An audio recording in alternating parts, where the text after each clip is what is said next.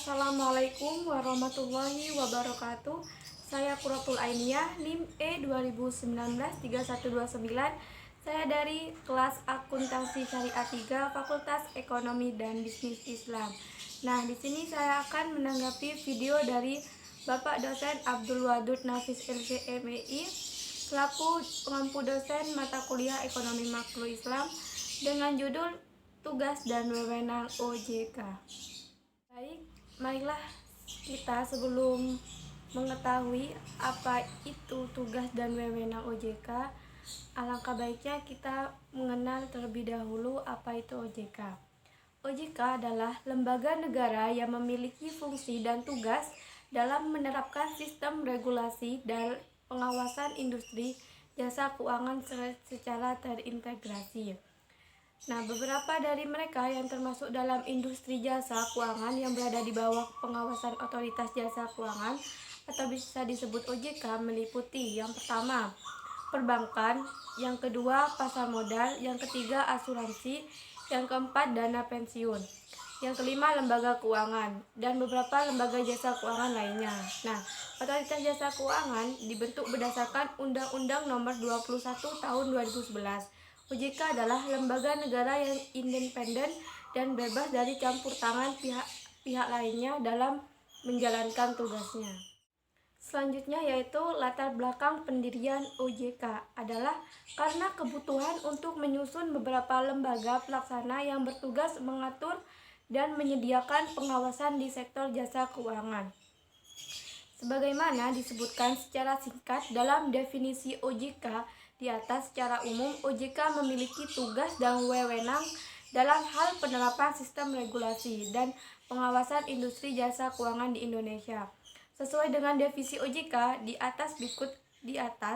berikut adalah beberapa tugas dan wewenang dari otoritas jasa keuangan. Tugas OJK secara umum ada 3.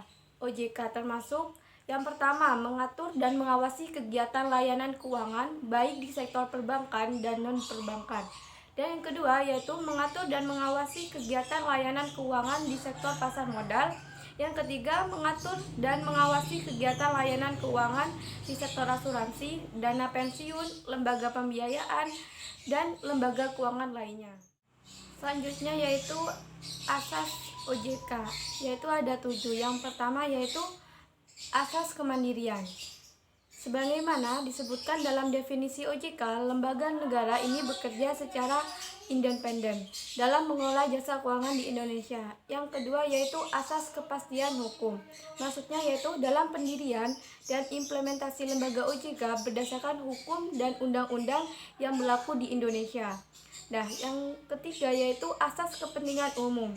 Yang dimaksud yaitu OJK dibentuk dan melaksanakan tugasnya dengan mengacu pada kepentingan publik atau konsumen. Dengan kata lain, dalam menjalankan tugas FSA, ia harus melindungi dan membela kepentingan konsumen. Dan yang keempat yaitu asas keterbukaan. Yang dimaksud asas keterbukaan yaitu OJK memberikan akses terbuka kepada publik jika mereka ingin memberikan informasi yang jujur dan non-diskriminatif terkait dengan pelanggaran di sektor jasa keuangan. Dan yang kelima yaitu asas profesionalisme. Yang dimaksud asas profesionalisme itu yaitu OJK terdiri dari individu profesional, sehingga dalam menjalankan tugas dan wewenangnya OJK harus didasarkan pada prinsip profesionalismenya tersebut. Dan yang keenam yaitu asas integritas, yaitu dalam menjalankan tugas dan wewenangnya OJK harus mematuhi nilai-nilai moral dan norma-norma yang berlaku. Yang terakhir yaitu asas akuntabilitas. Nah, yang dimaksud yaitu semua tindakan dan keputusan yang dibuat oleh OJK adalah untuk kebaikan konsumen dan dapat dipertanggungjawabkan kepada publik. Nah, selanjutnya yaitu wewenang OJK. Berikut ini adalah beberapa otoritas OJK dalam tugas regulasi dan tugas pengawasan. Yaitu ada 10. Yang pertama yaitu menetapkan undang-undang di industri jasa keuangan. Dan yang kedua yaitu membuat dan menetapkan peraturan tentang pengawasan dalam industri jasa keuangan. Dan yang ketiga yaitu membuat dan menetapkan kebijakan terkait pelaksanaan tugas OJK. Dan yang keempat yaitu mengatur prosedur untuk menetapkan manajer hukum di lembaga jasa keuangan. Dan yang kelima yaitu mengatur struktur dan infrastruktur organisasi serta mengelola kekayaan dan kewajiban. Dan yang keenam yaitu membuat dan menetapkan peraturan tentang prosedur pemberian sanksi berdasarkan hukum dan peraturan yang berlaku di sektor jasa keuangan.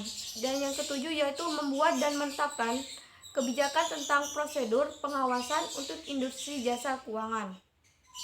Dan yang kedelapan yaitu OJK dapat mengawasi, memeriksa, menyelidiki, dan melindungi konsumen dan tindakan lain terhadap lembaga layanan keuangan. Dan yang kesembilan yaitu memberikan sanksi administratif kepada pihak yang melanggar hukum dan peraturan di sektor jasa keuangan.